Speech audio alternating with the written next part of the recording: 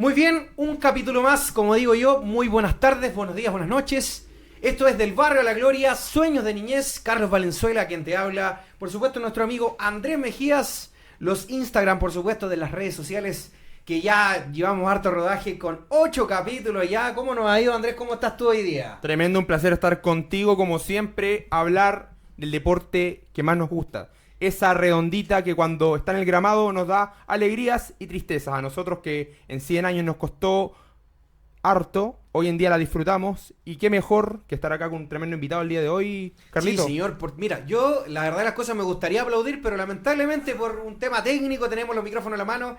Se encuentra con... Bueno, nosotros llegamos a su casa, más que nada está en la oficina, lugar de trabajo, invadir.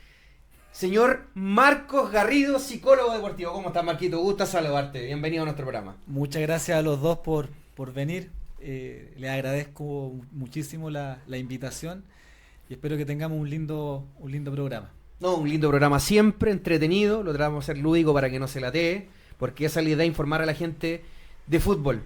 Mira, ya te dimos el preámbulo, se lo dimos a Carlos también, que está atrás bambalinas, fotografiándonos. Así que se lo dimos precisamente explicando por qué se llama Del Barrio a la Gloria, Sueños de Niñez. Y bueno, el micrófono va a ser tuyo de ahora en adelante, mayoritariamente dentro del programa. Preguntarte cómo tú llegas a ser psicólogo deportivo, si es por accidente o no, o cómo tú llegas al deporte tan hermoso de este planeta. Bueno, yo partí mi historia en el fútbol a los 7, 8 años cuando, al igual que muchos deportistas hoy en día, los papás, los abuelos, te comienzan a invitar al estadio, a la cancha. Y a los 11 años comienzo un periplo por un equipo que se llama Santiago Morning, de la mano de Juan Pino, que hasta el día de hoy es un entrenador que admiro y quiero mucho, que está en República Dominicana trabajando. Y ya en mi última etapa de formación como jugador de fútbol, tuve una linda conversación, 17, 18 años, con Ignacio Prieto, que en esa época llegó a contarnos todas las responsabilidades que significaba el fútbol y todas las puertas que se nos podían abrir. Casuísticamente, después que terminé la universidad, un compañero de Santiago Morning me invita a Club Deportivo Magallanes, que en ese tiempo estaba en Mayoco. No es coincidencia. No, No es coincidencia. los Carabineros, uno de los históricos de nuestro deporte nacional. De hecho, podríamos decir que el padre del fútbol chileno para algunos. Es hoy día para mí el mentor, el amigo de vida que tengo siempre. De hecho, recibí un lindo llamado de él ahora en la Navidad. Y como les digo, no sé si casuísticamente o cosa del destino, la primera persona que me abre la puerta cuando llego a Magallanes era don Ignacio Prieto. Y desde ahí en adelante comencé un desarrollo deportivo, psicológico y profesional durante 7, 8 años en Magallanes, que hoy día, después de bastante tiempo, llegó a Primera División, jugó Copa Libertadores, salió campeón de Copa Chile y lo bonito de eso es que uno de los objetivos que nos propusimos con Ignacio en esa época era tener jugadores formados en casa, formados en el plantel y de alguna u otra manera se consiguió. Así que si se dan cuenta, hoy día también hay muchos de esos jugadores formados en casa militando en diferentes equipos de Santiago. Así que ese fue como la primera llegada, el primer envión que me posicioné en el fútbol, y de ahí en adelante hartas historias de docencia en la INAF, trabajando también en un lindo proyecto mandando niños a Estados Unidos como Sport Academy, y ahora último en O'Higgins de Rancagua, asesorando de la mano de Fernando Vergara a algunos jugadores que están situados ya en el plantel profesional. Tremendo. Te quiero poner en jaque, como diríamos en el ajedrez. Me gusta el jaque usted, maestro. Me encanta el jaque. Ya tenemos un capítulo anterior, siempre con los jaques usted. Ya, pongámosle jugada de riesgo para que no perfecto. suene tan drástico. ¿Cómo ves tú el concepto de psicología deportiva en Chile? ¿Se ha desarrollado? ¿Tiene un desarrollo? ¿Se puede hablar de eso o todavía en algunos casos es algo desconocido para muchos? Mira, el año, no sé si 2019 o 2020, la NFP sitúa una regla de que todos los clubes profesionales deben tener al menos un psicólogo profesional en su libreta, en el equipo de trabajo, en los profesionales.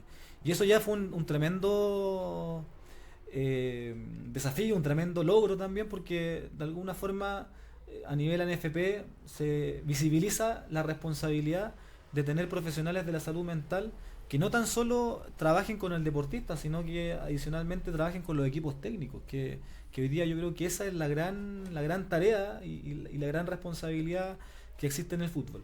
Ahora, de ahí en adelante, que algunos clubes a lo mejor no lo hagan o lo hagan solamente en periodos cortos del año, ya es una realidad que a lo mejor no depende de nosotros cambiar ni modificar, pero yo sí me siento contento que, a diferencia quizás de otros equipos como Brasil, Argentina, que están haciendo labor en psicología del deporte desde hace muchos años, ya por lo menos en Chile hay muy buenos exponentes, hay muy buenos pioneros que hoy día están haciendo un trabajo silencioso, pero de gran manera en distintos equipos profesionales. Católica al menos es un equipo que dentro de su staff tiene 4 o 5 psicólogos que igual es harto, de Sergio Villarroel. Así que de hecho, si lo ponemos a pensar, antes se hablaba más de la mentoría, del coaching ontológico, del coaching organizacional, porque dentro de todo el fútbol es un trabajo, pero el deporte, por más que sea un trabajo, por más que te paguen por jugar, por más que tengas un contrato, prestaciones, seguro social, llámelo como quiera, es algo anexo, otra exigencia,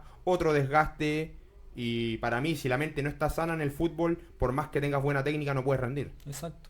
Además que otra cosa muy fundamental, porque no es casualidad que te lo pregunten en qué nivel estamos, por la cadena de sucesos que hemos tenido este 2023, que ya se nos va, estamos en este minuto a 3 días que se vaya el 2023, y en el ámbito psicológico ha sido muy denostativo más que de ganancia para el rubro. ¿En qué sentido? Bueno, caso Jordi Thompson, caso Nicolás Castillo, que son los más, se puede decir más... vilipendiados. No tan solo, que están más en boga, que son más populares. Y te lo quiero preguntar a ti, llevando el preámbulo en materia deportiva y futbolística, ¿qué es lo que pasa ahí? Y por supuesto, dentro de tu experiencia, ¿cuál es tu opinión en materia de por qué están sucediendo? Porque eso son lo que se nombra, o sea, lo que, como te digo yo, lo más popular. Pero en otra materia también tenemos casos de niños de 16, 17 años que caen en eso mismo, pero que no es noticia. Claro, es que hoy día estamos desafortunadamente en una sociedad tan vinculada como al exitismo que casos como Jordi Thompson finalmente ponen en jaque una institución por la visibilidad que tiene Colo-Colo, pero esto de alguna u otra forma me tocó a mí vivirlo durante los 7 8 años que estuve en el fútbol. O sea, tono nuevo. Para nada, o sea, casos de violencia intrafamiliar, de jugadores que estaban por firmar contratos profesionales, casos de delincuencia de jugadores que en su tiempo, no sé, existían estos típicos asaltos a farmacias, cosas así que había. Bueno, te menciono uno, Ronald Valladares, que fue seleccionado sub-20 el 2007, era el tercer arquero, detrás de Toselli, y terminó en la cárcel. Tenía mucha proyección en Fernández Vial, tenía muchas condiciones, por decirte algo. Exacto. El caso es poder tener una área o una política técnica asociada a valores, asociada a principios, y que finalmente del entrenador de la categoría 11 al entrenador de la categoría proyección, basado también en lo que el entrenador del primer equipo quiere, que exista un trabajo coherente, y eso de una línea manera... de trabajo. Exactamente. Porque igual recordemos que, como tú bien lo dices, claro, la NFP obliga a las instituciones deportivas o futbolísticas en este caso a tener un profesional de la psicología a merced de todos los equipos, pero estamos hablando de cuántos jugadores, o sea, sí, sub 10 en adelante, que si así por tirar una cifra son 500 niños o 500 adolescentes o muchachos que están preparándose para. Ahora, más de 1000 prospectos y sumar el primer equipo que son 23 a 25 como mínimo. Y de pasadita le piden el favor al psicólogo que se haga cargo también del staff. Además, y uno de los grandes problemas sí, también que tiene la psicología del deporte a nivel general es que el psicólogo en sí tiene que repartir funciones. Por ejemplo, un equipo de fútbol te destinará, por ejemplo, 10 horas de trabajo en la semana vinculado a un determinado tipo de presupuesto, pero ese psicólogo tiene que trabajar aquí, allá. Como lo que pasa con los profes. Que de días profe y la noche Uber, una cosa así. Entonces, eso es algo que y tú digo por todos lados. No es una culpa del profesional en sí, a lo mejor tampoco de la institución en sí, sino que de los recursos que se destinan para. Entonces, claro, yo he tenido la suerte de que desde que me titulé como profesional tuve buenos mentores, tuve buenas llegadas, que hoy día me ha permitido de alguna manera desarrollar un staff de equipo psicológico donde, por ejemplo, llego a alguna institución y no llego yo solo, sino que llega el equipo de psicología compuesto por 4 o 5 profesionales. Entonces, he intentado darle una mirada diferente a lo que son las necesidades y transformarlas en oportunidades. Pero si te vas hoy día a equipos de segunda o tercera categoría, se ven distintos tipos de necesidades, de desacuerdo entre las partes. Y también dependemos mucho de las necesidades que pueda tener el entrenador, la institución. Yo te lo pregunto, disculpa que te interrumpa en tu argumento, pero porque, claro, evidentemente, vuelvo a mencionar, te exigen un profesional del área de psicología en los equipos, pero estamos hablando que Católica, la U y Colo-Colo tiene el presupuesto en este minuto, y será uno de segunda división, un par que son San Luis, puede ser uno de La Calera, que es de primera también, Everton, Wander hasta que por ahí, externaliza un poco el servicio, que en este caso Higgins, que tú trabajas directamente, pero no quiero ser incisivo ni majadero, porque ya sabemos lo que pasó con Jordi, pero ¿qué falta ahí? ¿Hay un abandono por parte del club o es algo que se escapó de las manos uno en mil? Mira, pasan hartas cosas. Yo creo que también hay algo que pasa, que cuando hay ciertos profesionales que trabajan en alguna institución, en algún equipo deportivo y a lo mejor no hacen un trabajo tan exhaustivo, tan dedicado, tan pulcro, inevitablemente te va cerrando puertas. Entonces los dirigentes, las personas, directores, personas que están a cargo de los recursos, también se generan dudas si efectivamente abrir un área se va a abrir por una necesidad en sí o simplemente porque la NFP lo estipula como algo sugerible, entonces, o obligatorio.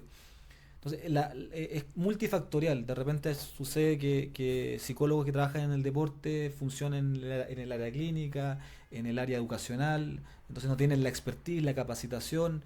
o la especialización o necesaria, porque en el especialización fondo, por necesaria. más que tú, perdona que te corte, tú por más que trabajes con deportistas, tú te especializaste, un diplomado, un curso, capacitación para trabajar con gente del alto rendimiento. No es que decir, ya, porque yo trabajo con deportistas, soy un psicólogo deportivo. Es que eso existe mucho. Y hoy día hay muy buenos profesionales de la línea de Rodrigo Cagua, Alexis Ponce, Felipe Fuenzalía, que está también a nivel selección, que llevan años en esto. El mismo Enrique Aguayo, que está a cargo de posgrados en la clínica Metz. Entonces, hay una primera línea de psicólogos de muy alto nivel, con muchos años de experiencia, que hoy día están haciendo una labor de capacitación, de entrega de conocimiento. Lo que estoy haciendo yo al menos es poder ir en las universidades, en el pregrado, y la gente se entere de las prácticas profesionales. Hoy día damos la posibilidad de que por lo menos 10, 12 practicantes anuales puedan conocer el sistema de prácticas Por lo menos deportivas. pasas por ahí. Exactamente. Ya eso te da algo. Entonces hay una responsabilidad también de las personas que llevamos un poquito más de tiempo de entregarle esa herramienta a jóvenes que a lo mejor tienen el interés, tienen la motivación, y que nosotros por casualidades, por trabajo, por diferentes razones, hoy día estamos dando esas oportunidades que nosotros también en su comienzo las necesitamos. Pero en beneficio, como les digo, de la formación deportiva, en beneficio del jugador. Porque otra cosa que pasa, y esto también es súper importante, que cuando el jugador hace la transición de la proyección al plantel, hay un desentendimiento de todas las personas que lo formaron. O sea, no es que, ya, tiene condiciones para estar en primera, démosle fogueo. O sea, yo creo que el trabajo integral, o sea, los que no son muy entendidos en la materia, siempre decimos esto con Carlos, el fútbol tiene 5 aspectos. El aspecto físico, que tiene que ver con la musculación, la flexibilidad, el rango articular. El aspecto técnico, cómo controla, cómo te orientas, cómo te para. La táctica, o sea, tu disposición dentro del campo.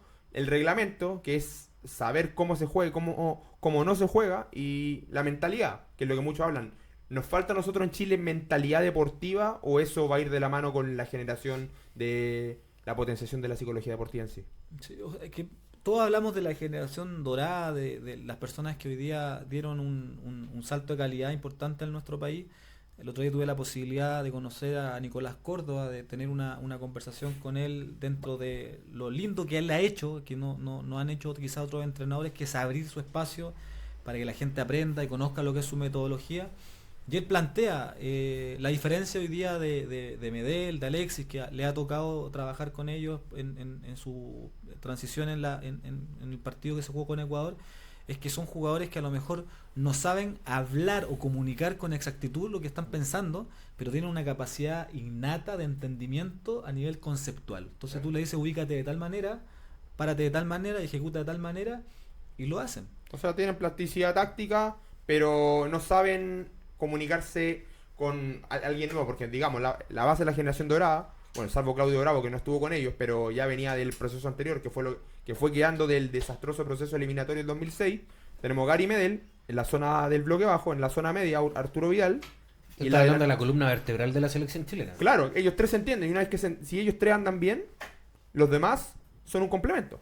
Exacto, pero digo, a nivel conceptual, entonces, mucho se habla de la generación, pero ¿cuál fue el trabajo realmente que se hizo? Quizás el primero fue Zulantay, pero a nivel institucional no hay nada. O sea, ¿qué es lo que pasa? Hoy día Nicolás Córdoba está haciendo un trabajo de muy buena manera con Ariel Leporati, que lo conozco, es muy buen amigo mío, pero a Nicolás ya lo están postulando a Colo-Colo, lo están postulando, inevitablemente se cortan procesos. Entonces, si tú te pones a pensar, por ejemplo, en la selección uruguaya, o sea, que hoy día tienen un recambio que llevan a tener a Suárez en la banca, pero el trabajo, el respeto hacia el proceso, el respeto hacia el profesional, el respeto hacia el tiempo. O sea, nosotros hablamos en este minuto a nivel cultural. Yo en muchos capítulos lo he mencionado que evidentemente acá en Chile no hay una cultura futbolística. Hay una cultura diferente. Hay una cultura más que nada, como digo yo siempre, la cultura del meme, la cultura del fútbol meme, y no nos damos el tiempo para entender realmente lo que pasa a nivel país.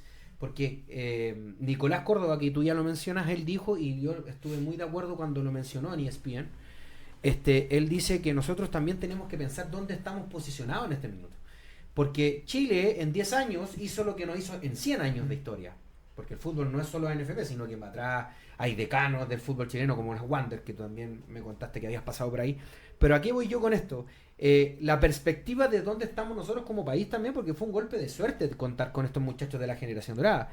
Incluso en Argentina, que es un país futbolizado, también hablan de la generación dorada, que fue la que salió campeona de básquetbol. Entonces, ¿qué es, tú como psicólogo y viéndolo desde adentro, qué se está haciendo mal en estos últimos 4 años? Porque hace 10 años éramos campeón del mundo y ahora no le ganamos a Bolivia. Sí. Yo creo, como te digo, todo parte por la base formativa de los entrenadores. A mí me tocó un lindo trabajo en Magallanes de estar lo que nosotros denominábamos los especialistas por área. Que el entrenador de los 12 años quiera trabajar en los 12 años, que el de los 14 quiera trabajar en los 14 y que el de las 16 y las 18 tengan los argumentos necesarios para trabajar en esas edades. Lo que pasa muchas veces es que el que empezó en la sub-9, la sub-12 quiere escalar, después llegar a un primer equipo como asistente, después armar su carrera aparte. Lo que yo considero que es bueno, pero ¿dónde te especializas? ¿Dónde le pones tu pasión para notar esas falencias de los prospectos de futbolistas? Eso es, ¿cuál es la especialidad? Y te empezabas a encontrar que el de la 12 no quería trabajar en la 17 porque a lo mejor le gustara trabajar los de la 17, sino que el de la 17 tenía más horas de trabajo, tenía un mejor sueldo, por tanto a nivel de necesidad, y todo eso se va mejorando en la medida que existe una política institucional, en la medida que existe una política donde hay un jefe técnico. Por ejemplo, en O'Higgins, Fernando Vergara lleva 15 años de trabajo. 15 años trabajando. Un proceso que, de hecho, ahora último, lo mencionamos en la trastienda, jugaron la Copa Libertadores sub-20, ya, no pasaron la fase de grupo, está bien, pero tampoco es que fueran a participar, o sea, mostraron una idea de juego que muchas veces no se ve en los torneos juveniles a nivel de Conmebol. ¿Ustedes se acuerdan Colo-Colo cuando contrató a Pedemonte, por ejemplo, que Sí, hizo campañón en O'Higgins? ¿Y cuánto duró Pedemonte en Colo-Colo? ¿Un año? Sí, le cortaron el proceso porque no sé, porque de una manera azarosa. Entonces, y de ahí en adelante yo no conozco que Colo-Colo tenga a lo mejor un jefe técnico con el respeto que merece la persona que esté, que a lo mejor plasme hacia afuera lo que quizás están haciendo otras instituciones. Bueno, la identidad de los procesos, como tú bien dices. Pero me pareció interesante lo que te estaba explicando, que este es un programa muy vertiginoso, que de repente vamos para allá, bueno, como un partido de fútbol. Es una dinámica del pero me vaivén. gustó eso y quiero que me lo expliquen más profundamente con respecto a la especialidad de área. Es decir, porque a mí me pasa, yo, bueno, los que me conocen saben que yo estoy desarrollándome profesionalmente en el fútbol, que yo no me siento preparado para dirigir un niño de 8 o 9 años. O quizá lo estoy, pero no me gusta. Y no por dinero, sino que porque, a ver, me salgo de madres. Que es algo que yo lo estoy tratando y lo estoy trabajando porque en ADFA en Argentina como que apunta mucho a lo que es la neurociencia, la psicología deportiva, más de lo físico y lo táctico, que es un valor agregado, desde mi perspectiva. Claro. Entonces, ¿cómo yo llego a los profesores y decirle, oye, ¿tú qué es lo que quieres? O pasa eso que, por ejemplo, lo que digo yo, porque yo no voy a trabajar con niños de 8 años porque me salgo de madre y se me vienen todos los papás encima y hay que tener una psicología distinta con el muchacho de 17, 16 años. Sí. Mira, por lo menos como lo hago yo trabajo con una malla curricular que tal como por ejemplo tú vas a la universidad y te dicen que para llegar a matemática 5 tenés que pasar matemática 1. No, lo mismo que perética, psicología general, el desarrollo, partiendo por eso. Exactamente, entonces en esta malla curricular se sabe que entre los 8 y los 10 años lo que tú tienes que trabajar son temas valóricos, temas de autoridad, temas de preocupación del cuerpo. Por tanto, el entrenador entre los 8 y los 12 años, ¿qué tiene que trabajar? No te tiene que importar si el niño el fin de semana gana o pierda, sino que el niño disfrute, que lo pase bien, que el papá, si el papá no se meta a la sala de clase, no tiene por qué meterse en tu entrenamiento. Por tanto, tú vas articulando. Yo no me meto en tu planificación técnica, no me meto en tu planificación de la semana, pero sí, como psicólogo, me tengo que incluir en lo que yo necesito que ese niño necesita, requiere entre los 8 y los 12 años, porque a los 14 le vamos a pedir que tenga una identidad, le vamos a pedir que tenga mayor conocimiento, que aprenda a elongar, que tenga rutina. Que tenga un nivel de agresividad para los momentos competitivos, porque muchos hablan de la agresividad como algo malo, cuando en realidad el estado de alerta mental es parte de la supervivencia y la evolución. Entonces, si te puedes a los 17, 18 años, necesitas jugadores valientes, jugadores que no se quejen, jugadores que no externalicen, jugadores que no le echen la culpa al compañero. Pero si no trabajaste a los 12, a los 13, a los 14, cosas que eran fundamentales, estructurales, a los 17, 18 años te vas a encontrar con temas. Entonces, ¿qué es lo que pasa? Que la rotación de entrenadores, la rotación de sistemas, la rotación, por ejemplo, basada en el exitismo, nos rompe, y yo te hablo obviamente en un plano utópico, en un plano ideal, pero tenemos que trabajar para eso. O sea, las expectativas tienen que ser grandes y ese es el trabajo que finalmente nosotros hacemos hoy día como profesionales. Yo como Marcos Garrido quizás no tengo las herramientas para trabajar con un niño de 8 o 9 años, pero sí está la Javi Guerrero, que mediante el programa que nosotros tenemos y sus capacidades, ella trabaja en esas edades. ¿Perdón? Y está, por ejemplo, la Daniela, está la Dana, está Cristóbal, estoy yo, y cada uno tiene su especialidad, su edad, su objetivo y el deporte de preferencia que quiera trabajar. Entonces, eso es lo que tratamos de plasmar idealmente en el equipo, en donde nos toque trabajar, pero a nivel conceptual, hoy día tú te das cuenta que hay jugadores que no saben comunicar, que hay jugadores que no entienden los fundamentos principales del juego, les preguntas cosas fundamentales de la dinámica de un entrenamiento, una competencia y no te saben responder. ¿Pero por qué pasa eso? Porque el entrenador muchas veces no se da el tiempo, 5 o 10 minutos, muchachos, ¿cómo están? ¿Cómo ha sido su día? Preocuparse la persona más que el jugador en sí, porque si bien o mal, eso va a depender de las circunstancias del partido, según mi perspectiva. Exactamente. Entonces imagínate tú, futuro entrenador o entrenador, le preguntas a los jugadores todos los días de cómo están y terminas con una pequeña reflexión, pero eso lo multiplicas por los 100 entrenamientos que el niño tuvo en la semana, algo le dejaste. Pero entonces ese trabajo, que es un trabajo invisible, muchas veces no se hace o da lata. Oye, hablando de identidad, tú estás trabajando en O'Higgins, ¿hace cuánto ya tiempo? Partimos un proyecto en agosto de este año. Agosto de este año. Claro. Ya. Y bajo ese concepto O'Higgins, bueno, que viene de un trabajo, me imagino yo, que a ti te entregaron una carpeta con lo que se venía haciendo. Sí. Porque recordemos que, bueno, en un capítulo anterior hablamos de la identidad y de la idiosincrasia del fútbol en base al equipo que está jugando. En este minuto te encuentras que O'Higgins encontró su identidad, que es de mitad de tabla hacia arriba, aspirar a copas internacionales, sacar buenos jugadores. ¿Tú crees que eso también tiene que ver con la dirigencia técnica y la responsabilidad que tiene cada dirigente en base al equipo que está? Yo quizás no podría profundizar mucho en eso porque estamos recién conociendo la institución, pero lo que yo sí sé es que la política técnica, valórica, el programa de trabajo que tiene O'Higgins de la mano con Fernando, con hoy día Pablo Calandria, es algo que a nosotros como institución nos incentivó a golpear la puerta y decir queremos trabajar con ustedes. Y eso de alguna u otra manera refleja que yo siento de que a nivel nacional uno de los equipos que está haciendo las cosas bien, con proyección, con objetivo, con claridad, con profesionales de primer nivel, son ellos. Y de alguna u otra manera eso es lo que a nosotros nos entusiasma como equipo profesional. Yo les contaba de que estuve mucho tiempo desilusionado del fútbol porque después de la salida de Magallanes tú te dabas cuenta de que no había espacios donde poder desarrollar un proyecto y después de 5 años me encuentro con algo que nos seduce, que finalmente en este golpear la puerta nosotros les decimos queremos trabajar con ustedes y ojalá en el fondo ese trabajo persista durante mucho tiempo más para que poder contribuir realmente a lo que yo creo que todo equipo anhela, que es sacar jugadores, tener jugadores seleccionables, trascender en la vida de jugadores, que si el jugador no llegó a ser profesional, que tenga la posibilidad de estudiar, que sea una buena persona, que te venga a saludar, que te encuentre, no sé, en una cafetería, en el supermercado y te agradezca. Eso finalmente es lo que uno busca como formador de personas y formador de futbolistas. De hecho, eso es el del barrio de la gloria, por eso nosotros contamos, porque hay muchos que de los que están acá no llegamos por a veces motivo. Y lo principal acá, y yo siempre lo digo, que un profe me dijo cuando estábamos hablando de cuál es el trabajo que se está haciendo, porque yo le hice la pregunta directamente y abiertamente en una clase, le dije, ¿qué es lo que se está haciendo bien en Argentina que no se está haciendo bien en otros países, en el caso mío que es Chile? Y él lo principal era que no tratar a todos los niños como que fueran futbolistas. Porque dentro de una camada de muchachos que están en la sub-10, sub-11 puede salir el preparador físico, te puede salir el futbolista que va a estar en el primer equipo. O el comunicador deportivo que va a estar en el comunicador ESPN. deportivo, el relator, en este caso tú, el psicólogo deportivo. Y en base a eso, dentro de tu experiencia, ¿crees que acá en Chile se está haciendo o se ha dejado de lado? Yo creo que hoy día se hace cada vez más. Hace 5 o 6 años atrás, le digo a Ignacio Prieto, que ya tenía en ese tiempo 75, 76 años, le digo, don Ignacio, usted no me va a durar toda la vida, entonces déjeme conocer todas las instituciones que usted conoce.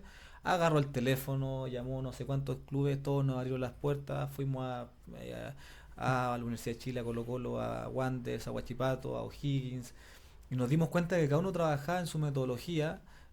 Todos tenían su forma. Por ejemplo, Wanderers tenía su metodología que a ellos les acomodaba, a ellos les gustaba, quizás uno podía discrepar o no, pero yo me di cuenta de que cada uno estaba haciendo cosas con intención. El tema es que esas intenciones muchas veces son producto de las personas que están movilizando, pero no producto de una cultura a nivel equipo, una cultura a nivel... producto de la tendencia del momento. Exactamente, y el mismo caso pasó con Magallanes, que después que nos despidieron a todos, a los jefes de área, nutricional, preparador físico y psicólogo, que cada uno de nosotros hoy día está trabajando a un muy buen nivel. Nelson en O'Higgins, Camila en la INAF, yo dando vueltas en distintos lados. Te empiezas a dar cuenta que el club sí, llegó a primera división, sí, hizo cosas buenas, pero se perdió el complejo, pero se perdió la casa del jugador, pero se perdieron millones de cosas. Entonces yo no critico que el cambio se haya hecho en producto de buscar un ascenso, buscar una Copa Libertadores, que fueron consecuencias de un muy buen trabajo de Nicolás, el entrenador de esa época, Nico Núñez. casos que hoy día César Pérez, por ejemplo, esté a puertas de firmar en algún equipo grande, si es que no irse al extranjero, de debutar en la selección. Pero la esencia del proyecto, que era tener un semillero, se perdió. Entonces Magallanes vuelve a dar vueltas por diferentes lados. ¿Y eso por qué sucede? ¿Mantienen la información? ¿Hay algo en O sea, específico se que da pasó? porque de Anselmo Palma, que era un dirigente, un empresario con cultura social, con vocación, se vende y se transforma en una sociedad anónima, se transforma donde las personas hoy día que son los representantes se hacen cargo de una institución, buscan el rendimiento, buscan el resultado, cosa que yo digo que no está mal. Pero tiene que ser consecuencia de... Exactamente. Por tanto, hoy día, por ejemplo, Magallanes juega la final de la proyección con Palestino, pero les aseguro que esa categoría de la proyección se dio, primero por el buen trabajo de Leal, de Braulio, pero segundo también porque Magallanes está en primera división, y obviamente cuando hay un equipo que está en primera división, por rebalse todos los jugadores que no entran en Colo Colo, en la U Católica, llegan a instituciones que están de primera, pero me gustaría que ese trabajo hoy día persista, que Magallanes está en segunda, o en primera vez. Entonces pongo ese caso porque el caso que a lo mejor con el que yo me formé y viví en carne propia todo lo que significó que te sacaran un proyecto. O sea, en ese tiempo yo tenía psicopedagoga, asistentes sociales, psicólogos. Literalmente te cortan las alas. Exactamente. Y después vuelves después de un año y se resulta que no hay nada. Y todo como que armaste todo en una mesa y llegó alguien, el rompecabezas que hiciste por año, llegó y lo pateó. Ahora llevándolo al punto de vista más jugador, porque hablamos obviamente de las instituciones, de cómo se desarrollan, pero hemos hablado muy poquito de los jugadores y quiero detenerme ahí por la sencilla razón de que cuando entran niños 8 o 9 años, yo tengo siempre molesta a mi hijo que el papá está afuera y le dice, juega como el Messi, juega como el Ronaldo, ¿me entendí? Entonces pasa mucho eso lo vemos a diario en las colas de fútbol. Pero llevándolo en materia ya psicológica, hay algo muy profundo que le pasa al jugador. ¿Qué sucede? ¿El jugador quiere ser jugador de fútbol acá en Chile o quiere ser conocido? Porque si tú quieres ser conocido, te dedicas a las, no sé, redes sociales, porque eso es lo que yo veo, o sea, desde mi perspectiva. O simplemente es nuestra cultura, o hablando del jugador como tal. Hay de todo. Hay jugadores que realmente les apasiona, les gusta y quieren vivir la vida de un futbolista porque hay un desafío, porque hay una cultura, porque hay un interés, porque finalmente hay una pasión que les permite... Porque es lo menos difícil que la ciencia dura. Exactamente. Y hay otros jugadores que efectivamente, o sea, pasan un plantel profesional, firman un contrato y se perdió de alguna u otra manera el encanto y te fuiste por las lucas, y te fuiste por las fiestas, y te fuiste por el reconocimiento. Entonces de eso hay de todo y me ha tocado dentro de mi carrera poder presenciarlo. Pero te insisto, eso se trabaja. En la medida que tú te das cuenta que hay un jugador que a lo mejor tiene un talento diferente, tiene un jugador especial y se conecta con un formador que a lo mejor tiene paciencia, tiene una metodología, tiene el interés, tiene la pasión, tiene la capacidad observacional, tú lo que vas haciendo es dirigir a ese jugador. No me sería como viable que, por ejemplo, un jugador como Vidal, que he tenido gente que participó en su formación, era quizá diferente, pero tuvo muy buenos formadores que lo encauzaron, que le mostraron el camino y llegaron a transformar el jugador que hoy día es.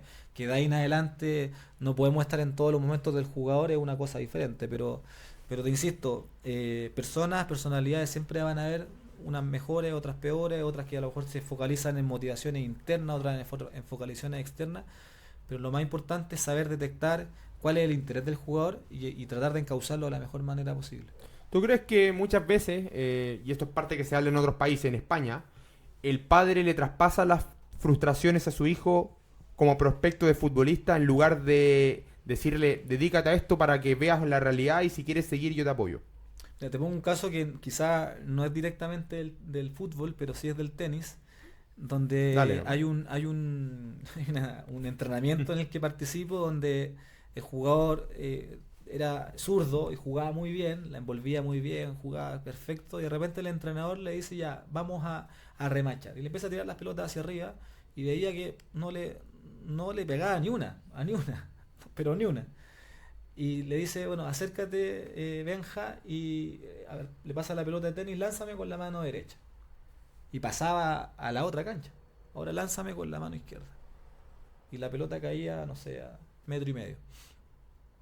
Y le dice, Benja, ¿pero tú sois derecho o eres izquierdo? No, profe, soy derecho, se escribo con la derecha, pero juego tenis con la izquierda porque Lo que le pasó a Rafael Nadal en su momento. porque mi papá era fanático del Chino Río y me enseñó a jugar con la mano izquierda. Entonces, ¿qué es lo que pasaba con este jugador? Que cuando le jugaban de fondo y tenía buenos partidos y le tiraban la pelota donde le acomodaba, ganaba.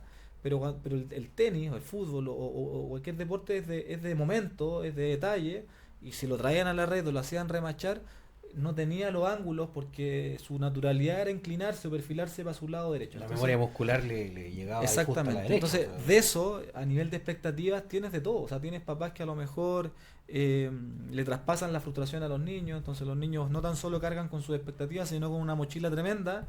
E imágenes hay. O sea, yo cuando jugaba fútbol y después como profesional, ustedes saben que el camino del Metro Quilín a la NFP por lo menos son 1,5 km. Sí, échale 30 minutos caminando fácil. Ya hay imágenes muy simpáticas donde el papá, camino a la cancha, le lleva el bolso al niño y de vuelta a la cancha cuando el niño pierde, el niño arrastrando el bolso porque el papá 2 kilómetros más, o sea, 200 metros más adelante, recriminándolo. Entonces, por supuesto que uno entra en un mundo de expectativas, entra en un mundo de dolores, y el trabajo está en querer hacer los cambios desde adentro. A mí me ha tocado ir a buscar a deportistas a la casa de sus familias, invitarlos a recorrer proyectos, a hablar con papás acerca de las cosas que O sea, se yo creo, vienen. disculpa, o sea, podríamos decir que el trabajo profesional es más a la familia que al niño.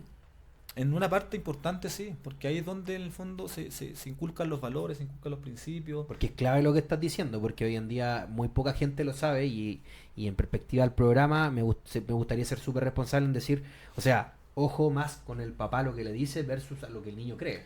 Con todo, como te digo, los mejores proyectos que nosotros hemos liderado es cuando los papás te dicen muchas gracias Marco, muchas gracias MG, muchas gracias equipo por permitirme ser padre.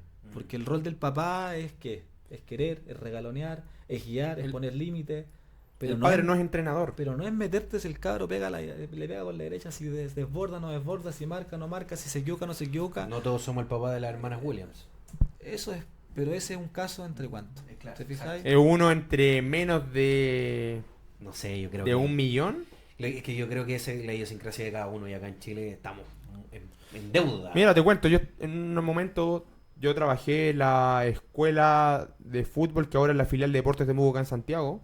Y hablaba con un cabro de 13 años que yo le preguntaba, ¿y qué pasa si no llega a ser futbolista profesional? Y dije, no, es que es un fracaso. ¿Me estás hablando de un fracaso a los 13 años? Cuando recién estás aprendiendo a tomar la micro solo para moverte en todo Santiago. Cuando estás cursando una etapa crucial que es la adolescencia. ¿Me estás hablando de fracasar a esta altura? O sea, yo soy un fracaso. Y yo en ese entonces tenía 29, 28 años. Entonces, ¿cómo haces tú para lidiar con ese tipo de pensamientos en la etapa formativa? Sí.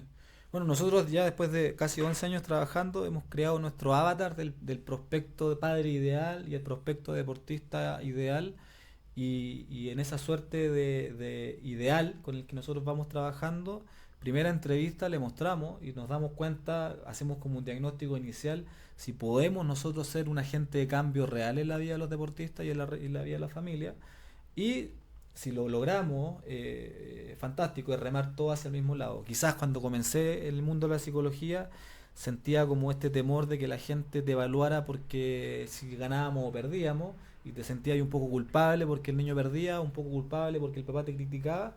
Hoy día ya después de 10, 11 años de experiencia, con 200 niños estudiando en Estados Unidos, con no sé cuántos jugadores en el fútbol profesional, con otros muchos logros importantes que hemos tenido a nivel equipo, finalmente la gente llega y se entrega porque sabe que lo que nosotros les estamos transmitiendo va algo más allá de simplemente si el niño logra el objetivo deportivo o no. Porque te puede ir muy bien en la carrera deportiva, o sea, el otro día la hablaba aquí que Acuña, te puede ir muy bien, puedes llegar a tener 7, 8, 10 millones de dólares en la cuenta, pero si no tuviste la cultura, no tuviste la capacidad de educación financiera o millones de cosas que hoy día tampoco te la enseñan en la universidad, no te la enseñan en el colegio, y no te la enseñan en ningún lado, nosotros como formadores, pero formadores integrales, tenemos que de alguna u otra manera ponernos el overall y trabajar. Y si no sabemos, bueno, hay millones de otras personas que nos pueden ir ayudando a hacer equipo. Y en este caso es, yo soy responsable hasta donde mis competencias me dan, hasta donde yo puedo. ¿Te ha tocado ver algún prospecto decir, sabes qué, acá yo no puedo hacer nada ya?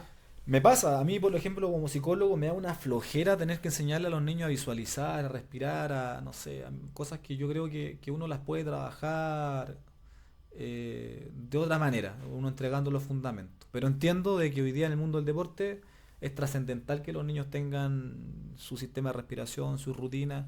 Pero como yo profesional, y siempre se lo digo a los papás, a lo mejor no es algo que lo que yo me sienta cómodo, quiero que el niño aproveche su sesión conmigo, hablando, escuchando, aprendiendo. Bueno, hemos de alguna u otra manera enriquecido el equipo con una persona que trabaja en el mundo de las neurociencias, que es especialista, que sabe, que ha hecho diplomado y hoy día está en un proceso de aprendizaje constante y te empieza a dar cuenta de que no es malo decir esto no me gusta, de esto no soy bueno, pero la diferencia, por lo menos nuestra como equipo psicólogo, es que tratamos de darle mayor cobertura a la necesidad que pueda tener el deportista, la familia. Y es distinto cuando papá te vas a una reunión o entrenador y te das cuenta que hay 5 o 6 personas que te están tratando de ayudar. De ahí en adelante, si no te quieres dejar ayudar, ya es un problema de la persona. Decisión de cada uno, albedrío como diríamos en la parte religiosa. Ya no podemos hacer nada, magos no somos.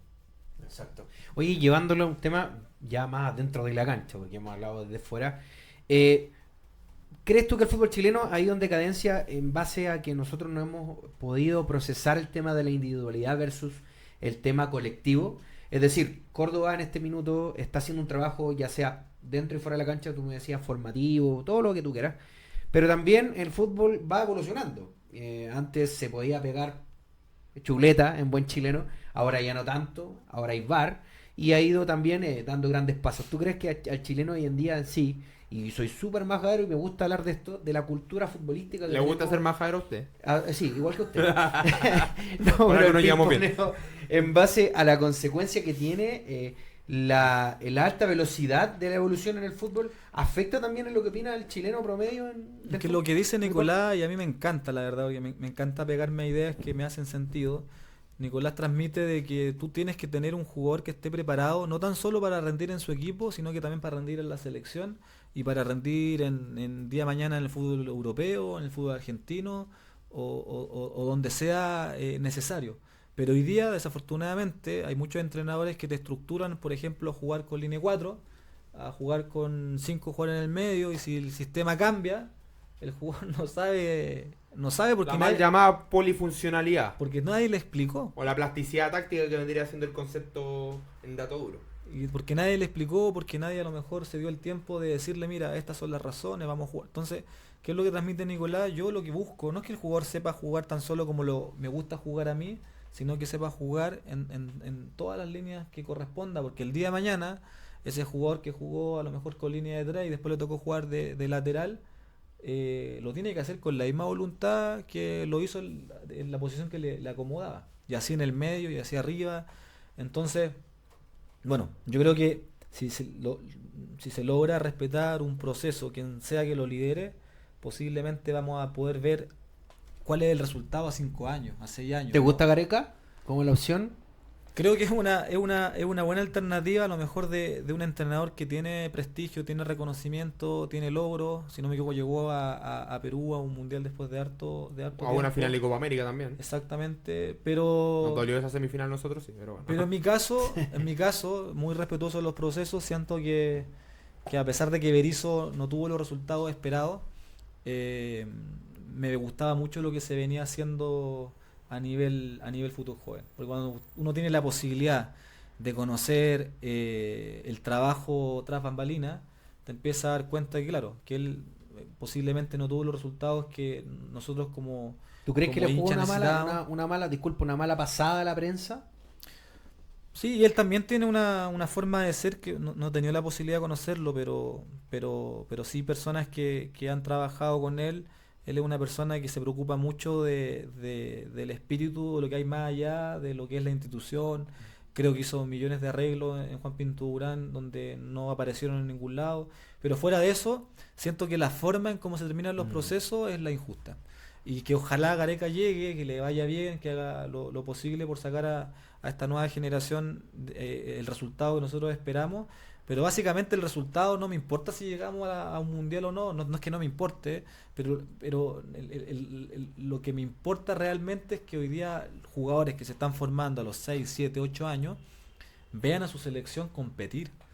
O sea, Poner un que cimiento, digámoslo así, poner un cimiento antes de ser exitista y decir vamos a llegar a clasificar a cuartos de final.